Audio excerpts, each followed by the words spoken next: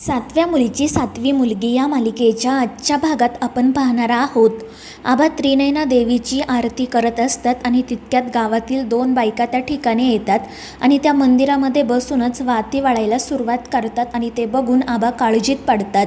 तर दुसरीकडे शेखर, इंद्राणी हे सगळेजण अद्वैत आणि नेत्राला कॉल लावण्याचा प्रयत्न करत असतात, मात्र त्या दोघांशीही त्यांचा काहीच संपर्क होत नाही. तर इकडे आबा त्या बायकांना सांगत असतात की आता वाती वाळण्याची काही गरज नाही आहे.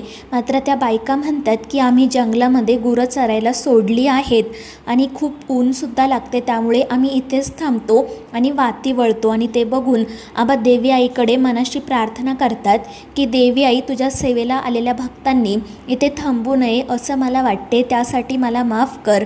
मात्र हे जर इथेच थांबले तर त्यांच्या जीवाला धोका निर्माण होईल.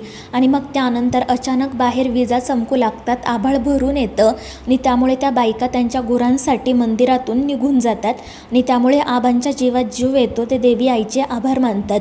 दुसरीकडे विरोचक मंदिराच्या पायथ्याशी पोहोचलेला असतो आणि मग त्यानंतर तो मंदिराकडे जाण्यासाठी निघतो. तर अद्वैत आणि नेत्रासुद्धा वावोशीच्या जवळ पोहोचतात.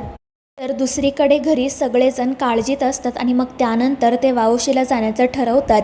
मात्र इंद्राणी त्यांच्यावर ओरडते आणि त्यांना सांगते की जर आपण वावोशीला जाऊ शकलो असतो तर आधीच गेलो नसतो का? तुम्हाला का कळत नाही आहे? तुमच्या जाण्यामुळे तिथे अजून प्रॉब्लेम्स निर्माण होतील. त्यामुळे ते सगळेजण गप्प बसतात. तर इकडे विरोचक मंदिराजवळ आलेला असतो आणि मग तितक्यात आबा कुऱ्हाड घेऊन त्याला सामोरी जातात. आबा रागातच रुपालीकडे बघत असतात. तर रुपाली त्यांना म्हणते की थेरड्या बाजूला हो, तुझ्या हातात कुऱ्हाड आहे, खेळणं नाही, फेकून देते कुऱ्हाड आणि हो बाजूला. मात्र आबा म्हणतात की माझा जीव गेला तरी चालेल, पण मी तुला देवळात जाऊ देणार नाही. आणि त्यामुळे रुपाली रागातच त्यांच्या अंगावर धावून जाते. तर दुसरीकडे नेत्र आणि अद्वैतसुद्धा मंदिराच्या पायथ्याशी येतात आणि रुपालीची त्या ठिकाणी गाडी उभी बघून ते दोघेजण धावतच वरती जाण्यासाठी निघतात. तर इकडे रुपाली पुन्हा एकदा आबांना बाजूला व्हायला सांगते, मात्र आबा काही बाजूला होत नाही आणि ते रुपालीवर कुऱ्हाडीने वार करतात. रुपाली तो वार चुकवते आणि मग ती आबांचा हात पकडते आणि त्यानंतर ती आबांचा हात त्यांच्या गळ्याभोवती पकडून त्यांना पायऱ्यांवरून खाली ढकलून देते आणि रागातच मंदिराच्या कळसाकडे बघायला सुरुवात करते. तर इकडे आबा पायऱ्यांवरून खाली गेलेले असतात आणि तितक्यात अद्वैत नेत्रा त्या ठिकाणी येतात. आबांना बघून त्या दोघांच्याही पायाखालची जमीनच सरकते. ते पटकन जाऊन आबांना सावरतात. आबांना खूप जखम झालेली असते, डोक्यामधून रक्त वाहत असतं, त्यामुळे नेत्रा खूप घाबरते. तर आबा तिला सांगतात की तू आधी जा आणि विरोचकाला थांबव. तर इकडे रुपाली मंदिराजवळ येते आणि मग त्यानंतर ती कळसापर्यंत जाण्यासाठी एक शिडी त्या ठिकाणी लावते आणि ती शिडीवर चढणार इतक्यात नेत्रा त्या ठिकाणी येते आणि ती विरोचकाचा पाय पकडून तिला खाली ओढते. त्यामुळे रुपाली शिडीवरून खाली पडते आणि मग नेत्रा शिडीवर चढण्याचा प्रयत्न करते, पण मग रुपाली तिलासुद्धा पकडते आणि भिंतीवर ढकलते. ती जोरात नेत्राचा गळा दाबते आणि सांगते की 5वी पेटी मलाच मिळणार, त्या पेटीवर माझा हक्क आहे. जशी मी 4थी पेटी मिळवली तशीच मी ही पेटीसुद्धा मिळवणार. मात्र त्यानंतर नेत्रा रुपालीचा गळा दाबते, त्यामुळे रुपालीला काही करता येत नाही. तर इकडे अद्वैत पटकन आबांसाठी पाणी घेऊन येतो. तो आबांना पाणी प्यायला देतो आणि त्यांच्या जखमेवर रुमालही बांधतो, त्यामुळे आबांना थोडं बरं वाटू लागतं. तर इकडे रुपाली स्वतःची नेत्राच्या तावडीतून सुटका करताना नेत्राला एका टेबलवर ढकलून देते, त्यामुळे नेत्राला दुखापत होते.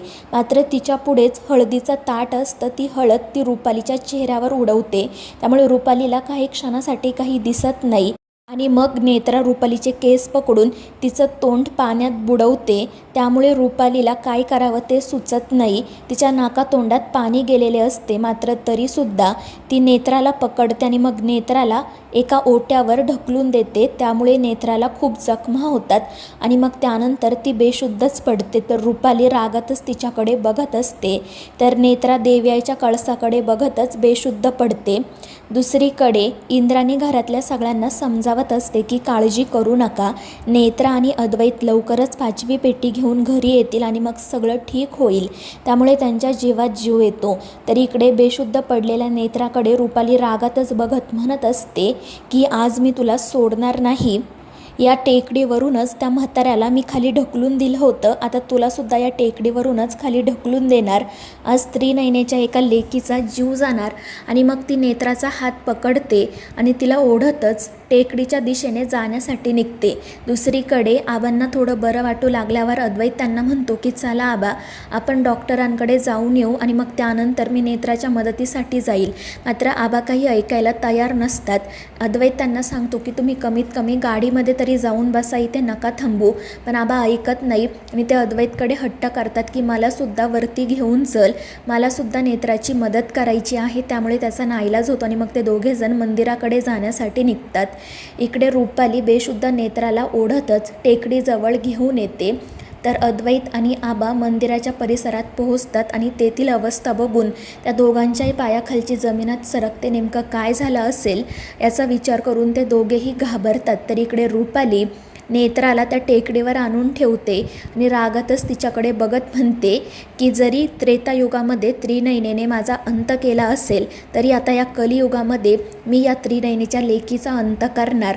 आणि मग त्यानंतर ती नेत्राला तशीच त्या ठिकाणी टाकते आणि एक मोठा दगड आणायला जाते. तर इकडे त्रिनयना देवी नेत्राला तिची शक्ती देते आणि त्यामुळे नेत्रा लगेच शुद्धीवर येते आणि रुपालीकडे बघतच उभी राहते. आणि ही गोष्ट जेव्हा रुपालीच्या लक्षात येते तेव्हा ती रागातच नेत्राकडे बघते. तितक्यात आबा आणि अद्वैतही त्या ठिकाणी येतात. रुपाली आणि नेत्राला एकमेकींच्या समोरासमोर बघून ते दोघेही घाबरतात. तर रुपाली नेत्राला दरीत ढकलून देण्यासाठी रागातच तिच्या अंगावर धावून जाते. मात्र नेत्रा बाजूला सरकते आणि रुपालीच तोल जाऊन दरीत जाऊन पडते. तर मित्रांनो, या मालिकेच्या पुढील भागांमध्ये आपण पाहणार आहोत विरोचक दरीत पडलेला असतो. त्यामुळे नेत्रा देवी आईच्या मंदिराच्या कळसापर्यंत पोहोचते आणि तिची 5वी पेटी सुखरूपपणे तेथून बाहेर काढते. तर मित्रांनो, या मालिकेच्या पुढील भागांच्या अपडेटसाठी आपल्या चॅनेलला सबस्क्राईब करा.